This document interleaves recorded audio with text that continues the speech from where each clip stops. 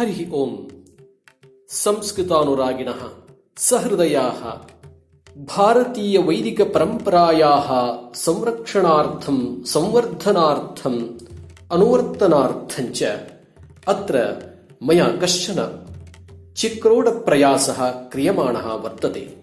जनेषु विद्यमानस्य विज्ञानस्य अर्थात् विशिष्टज्ञानस्य प्रकाशनार्थं प्रदीपनार्थं वा प्रश्नाः सन्ति। अत्र एतस्य विप्रप्रश्नाः इति संक्षिप्तनाम दत्तं मया। अत्र 20 प्रश्नाः सन्ति। प्रत्येकं प्रश्नस्य उत्तरं चिन्तयितुं 20 क्षणात्मकः 20 सेकेण्ड्स् कालः वर्तते। साहाय्यार्थं अ इ उ ऋ इति 4 विकल्पाः अपि भवन्ति। यदा प्रश्नाः आगच्छन्ति तदा विकल्पाः अपि आगच्छन्ति। भवन्तः समीचीनं विकल्पं चित्वा एकस्मिन् पत्रे पुस्तके वा लिखन्तु। अनन्तरम् उत्तरमपि परिशीलयन्तु। अन्ते युष्माभिः कति साधूत्तराणि दत्तानि इति प्रतिस्पन्दमञ्जूषायाम् अवश्यं लिखन्तु। कुतो विलम्बः? शुभमस्तु। अत्र 20 प्रश्नाः सन्ति। प्रत्येकं प्रश्नस्य उत्तरचिन्तनार्थं 20 क्षणात्मकः समयावकाशः भवति। साहाय्यार्थं 4 विकल्पाः अपि सन्ति। आरम्भं कुर्मः। प्रथमः प्रश्नः। प्रसिद्धानाम् उपनिषदां संख्या। अत्र 4 विकल्पाः आगताः। अ 10, इ 100, उ 12, ऋ 18। प्रसिद्धानाम् उपनिषदां संख्या। चिन्तनं कृत्वा लिखन्तु। समयः अतीतः अस्ति। 20 क्षणात्मकः कालः। पश्यामः किं भवति अत्र उत्तरम्। 10 अ विकल्पः 10 इति साधु उत्तरमस्ति। प्रसिद्धानाम् उपनिषदां संख्या अस्ति। उपनिषदः बह्व्यः भवन्ति। तासु उपनिषत्सु प्रसिद्धाः भवन्ति 10 उपनिषदः। अस्तु, द्वितीयं प्रश्नं पश्यन्तु। अत्र शिशुपालवधम् इति महाकाव्यस्य कर्ता कः? युष्माकं समयस्य आरम्भः अभवत्। चिन्तनार्थम् अत्र 4 विकल्पाः सन्ति। अ कालिदासः, इ भारविः, उ माघः, ऋ श्रीहर्षः। शिशुपालवधम् इति महाकाव्यस्य रचयिता निर्माता कर्ता कः? ओह, समयः अतीतः अस्ति। भवन्तः उत्तरेण साकं सिद्धाः सन्ति इति भावयामि। पश्यामः अत्र किमस्ति साधूत्तरमिति। उ माघः इति साधूत्तरमस्ति। शिशुपालवधम् इत्यस्य महाकाव्यस्य कर्ता अस्ति। संस्कृते 5 महाकाव्यानि सन्ति। तेषु 5 महाकाव्येषु अन्यतमम् अस्ति शिशुपालवधम्। तस्य कर्ता रचयिता अस्ति माघः। तृतीयं प्रश्नं पश्यामः। अत्र अस्ति तृतीयः प्रश्नः। हलायुधः इति प्रसिद्धः कः? चिन्तनार्थं 20 क्षणात्मकः कालः आरब्धः। अत्र 4 विकल्पाः अपि आगताः। अ कृष्णः, इ परशुरामः, उ रामः, ऋ बलरामः। हलायुधः इति प्रसिद्धः कः? शीघ्रं चिन्तनं कृत्वा उत्तरं लिखित्वा सिद्धाः भवन्तु। समयः अभवत्। चिन्तनसमयः।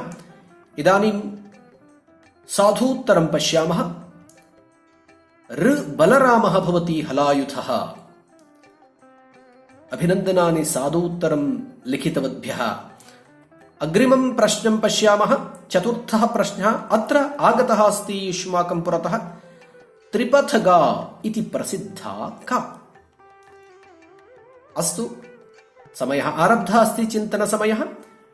चत्वारः विकल्पाः सन्ति। अ यमुना, इ कावेरी, उ गंगा, ऋ सरस्वती। त्रिपथगा इति का प्रसिद्धा? चिन्तनं कुर्वन्तु। समयः अभवत्। इदानीम् उत्तरं पश्यामः। अत्र अस्ति साधु उत्तरं गंगा इति। त्रिपथगा नाम स्वर्गेऽपि प्रवहति, भूलोकेऽपि, पाताललोकेऽपि। अतः गंगायाः नाम त्रिपथगा इत्यपि अस्ति। अस्तु, इदानीं पञ्चमः प्रश्नः अत्र अस्ति। प्रह्लादस्य सोदरस्य नाम किम्? प्रह्लादस्य सोदरः कः? समयः आरब्धः अस्ति। चत्वारः विकल्पाः आगताः। अ सुह्लादः, इ विह्लादः, उ कश्यपः, ऋ आह्लादः। प्रह्लादस्य सोदरस्य नाम किम्? चिन्तयित्वा लिखन्तु, सिद्धाः भवन्तु च। समयः अभवत्। पश्यामः इदानीं साधु उत्तरम्। अत्र अस्ति समीचीनम् उत्तरं ऋ आह्लादः इति प्रह्लादस्य सोदरस्य नाम अस्ति। अग्रिमः प्रश्नः षष्ठः। अत्र अस्ति पुरुषार्थाः कति सन्ति? बहु सुलभः प्रसिद्धः प्रश्नः अस्ति। अत्र पश्यन्तु, चत्वारः विकल्पाः सन्ति। अ त्रयः, इ चत्वारः, उ पञ्च, ऋ षट्। पुरुषार्थाः कति सन्ति? घण्टानादात् पूर्वम् उत्तरं लिखित्वा सिद्धाः भवन्तु। घण्टानादः अभवत्। पश्यामः इदानीम् उत्तरम्। इ चत्वारः इति समीचीनम् उत्तरं। पुरुषार्थाः चत्वारः भवन्ति। धर्मः, अर्थः, कामः, मोक्षः च इति। अस्तु, अग्रे गच्छामः। सप्तमं प्रश्नं पश्यामः। अत्र अस्ति सप्तमः प्रश्नः। सूर्यस्य रथे कति अश्वाः भवन्ति? चिन्तनं कुर्वन्तु। चिन्तनस्य समयः आरब्धः अस्ति। अत्र चत्वारः विकल्पाः सन्ति। अ षट्, इ सप्त, उ दश, ऋ द्वादश। सूर्यस्य रथे कति अश्वाः भवन्ति? शीघ्रम् उत्तरं लिखन्तु, समयः भवति। अभवच्च। पश्यामः इदानीं समीचीनम् उत्तरम्। अत्र अस्ति इ सप्त इति साधु उत्तरं भवति। अर्थात् सूर्यस्य रथे सप्त अश्वाः भवन्ति। सप्ताश्वरथमारूढम् इति श्लोके अस्ति। अग्रिमः प्रश्नः अस्ति। अत्र अष्टमः प्रश्नः। अत्र युष्माकं पुरतः कृष्णस्य मातुलस्य पिता कः? सम्यक् चिन्तनं कुर्वन्तु। 20 क्षणात्मकः कालः अस्ति। चत्वारः विकल्पाः आगताः। अ कंसः, इ शूरसेनः, उ उग्रसेनः, ऋ वृषसेनः। कृष्णस्य मातुलस्य पिता कः इति प्रश्नः। उत्तरं लिखन्तु। समयः अतीतः, चिन्तनसमयः। इदानीम् उत्तरं पश्यामः। अत्र अस्ति साधु उत्तरम् उ उग्रसेनः इति। कृष्णस्य मातुलः कंसः, तस्य पिता भवति उग्रसेनः इति। अभिनन्दनानि। अग्रिमः प्रश्नः। अत्र अस्ति नवमः प्रश्नः। सत्यमेव जयते इति वाक्यं कस्याम् उपनिषदि वर्तते? प्रसिद्धं वाक्यमस्ति सत्यमेव जयते। कस्याम् उपनिषदि वर्तते? अस्तु, चत्वारः विकल्पाः अत्र। अ ईश, इ मुण्डक, उ केन, ऋ कठ। एतासु उपनिषत्सु सत्यमेव जयते इति वाक्यं कस्याम् उपनिषदि वर्तते इति प्रश्नः आसीत्। अस्तु, साधु उत्तरम् इदानीं पश्यामः। इ मुण्डकोपनिषदि वर्तते इदं प्रसिद्धं वचनं सत्यमेव जयते इति। दशमं प्रश्नम् इदानीं पश्यन्तु। अत्र इन्द्रस्य सारथिः कः इति बहु सुलभः प्रश्नः अस्ति। अत्र चत्वारः विकल्पाः सन्ति। अ मातुलः, इ मतङ्गः, उ मातलिः, ऋ अरुणः। इन्द्रस्य सारथिः कः इति। सम्यक् चिन्तनं कृत्वा उत्तरं लिखित्वा सिद्धाः भवन्तु। चिन्तनसमयः अतीतः अस्ति। इदानीं पश्यामः किमस्ति उत्तरम् इति। उमातलिः इन्द्रस्य सारथिः अस्ति। अस्तु, अग्रिमः 11 प्रश्नः अत्र अस्ति। रघुमहाराजस्य पिता कः? अत्र सन्ति 4 विकल्पाः। अ दिलीपः, इ अजः, उ अग्निमित्रः, ऋ दशरथः। रघुमहाराजस्य पिता कः आसीत्? शीघ्रं चिन्तनं कुर्वन्तु। 20 क्षणात्मकः कालः एव अस्ति। समयः अतीतः भवति। समयः अतीतः अस्ति। पश्यामः किमस्ति अत्र साधूत्तरमिति। दिलीपः आसीत्। दिलीपस्य पुत्रः एव रघुमहाराजः। तस्य नाम्ना एव रघुवंशम् इति प्रसिद्धमस्ति। अस्तु, अधुना अग्रिमः प्रश्नः अत्र आगतः अस्ति। मनसिजः कः? बहु सुलभः प्रश्नः। अत्र सन्ति 4 विकल्पाः। अ हनुमान्, इ वरुणः, उ मन्मथः, ऋ वसिष्ठः। मनसिजः कः? शीघ्रं चिन्तनं कुर्वन्तु। समीचीनम् उत्तरं लिखित्वा सिद्धाः भवन्तु। चिन्तनार्थं 20 क्षणात्मकः समयः आसीत्, सः अभवत्। पश्यामः इदानीम् उत्तरम्। उ मन्मथः। मन्मथः मनसिजः अस्ति। अस्तु, इदानीं 13 प्रश्नः युष्माकं पुरतः आगतः अस्ति। देवलोकस्य शिल्पी कः अस्ति? पश्यन्तु, अत्र 4 विकल्पाः सन्ति। शीघ्रं चिन्तयन्तु। साधु उत्तरम्। अ मनुः, इ विश्वकर्मा, उ तक्षकः, ऋ जक्कणाचार्यः। देवलोकस्य शिल्पी इति प्रसिद्धः कः? शीघ्रम् उत्तरं लिखित्वा सिद्धाः भवन्तु। चिन्तनसमयः अतीतः अस्ति। इदानीम् उत्तरं द्रष्टुं समयः आगतः अस्ति। पश्यामः उत्तरम्। इ विश्वकर्मा इति साधूत्तरं। देवलोकस्य शिल्पी इति प्रसिद्धः अस्ति विश्वकर्मा। अभिनन्दनानि।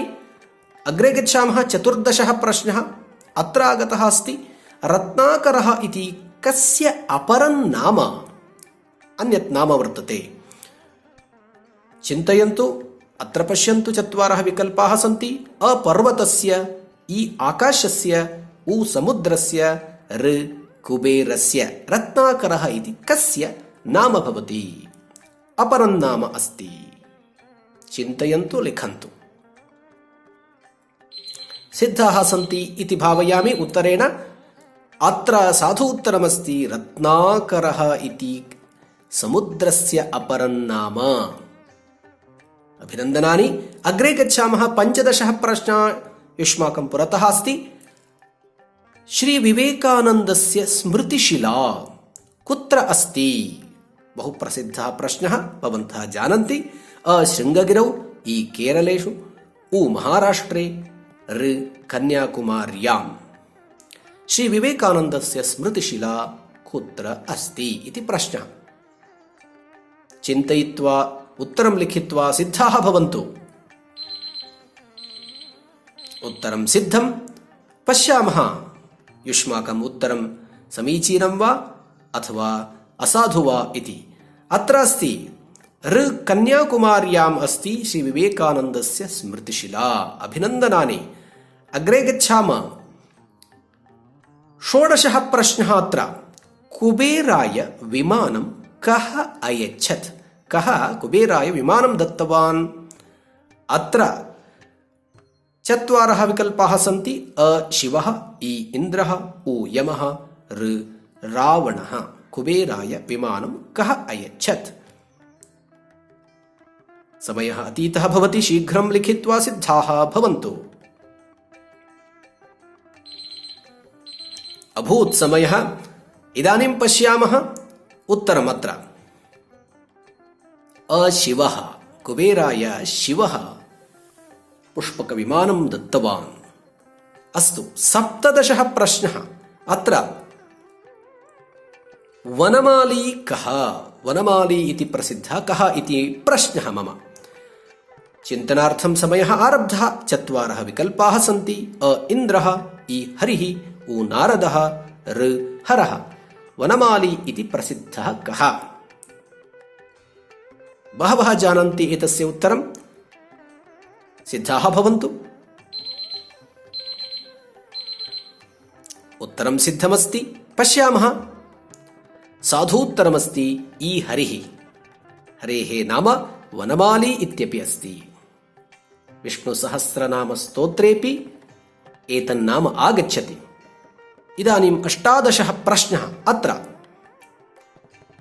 कस्य धनुषः नाम शार्ङ्गम् इति? पश्यामः। अत्र विकल्पाः सन्ति चत्वारः। अ हरस्य, इ विष्णोः, उ शक्रस्य, ऋ अर्जुनस्य। धनुषः कार्मुकस्य नाम शार्ङ्गम् इति अस्ति। कस्य नाम? अस्तु, पश्यामः। कस्य धनुषः नाम शार्ङ्गम् इति? अत्र अस्ति उत्तरम्। इ विष्णोः धनुषः नाम शार्ङ्गम् इति। अतः विष्णोः नाम शार्ङ्गी इत्यपि अस्ति। अभिनन्दनानि। अत्र 19 प्रश्नः आगतः अस्ति। रामायणे नवव्याकरणपण्डितः कः? अत्र विकल्पाः सन्ति। चिन्तनसमयः आरब्धः।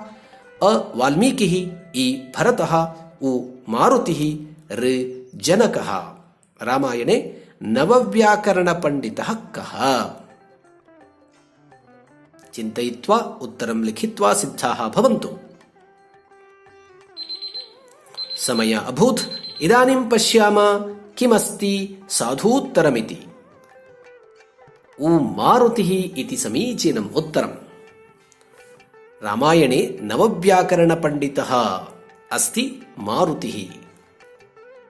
नूनं व्याकरणं कृत्स्नम् अनेन बहुधा श्रुतम् इति रामः लक्ष्मणं प्रति हनूमतः विषये, मारुतेः विषये वदति। अस्तु, अभिनन्दनानि। शुभमस्तु। सदापि अस्माकं संस्कृत्याः रक्षणं कुर्वन्तु। वैदिकपरम्परायाः अनुवर्तनं कुर्वन्तु, संवर्धनं कुर्वन्तु। सदा वदन्तु, वदामि संस्कृतं, नमामि भारतम् इति। धन्यवादः। पुनर्मिलामः।